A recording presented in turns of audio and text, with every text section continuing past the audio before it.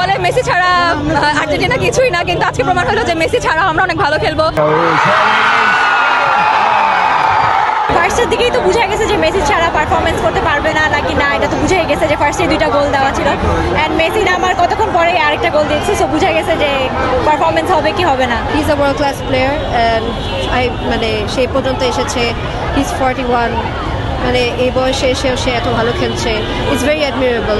And আমার মনে হয় যে ওয়ার্ল্ড কাপ আমরা এনজয় করতে পারি গেমটার জন্য।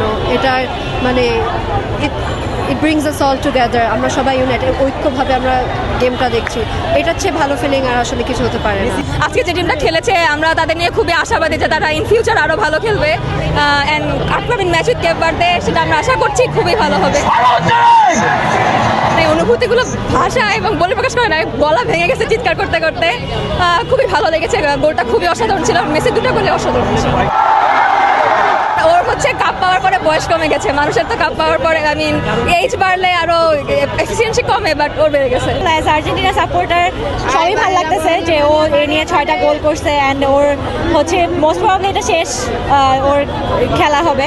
আগামী ম্যাচের জন্য হোপফুলি আর্জেন্টিনা জিতবে, সো ওইটাই হচ্ছে চিন্তা করতে।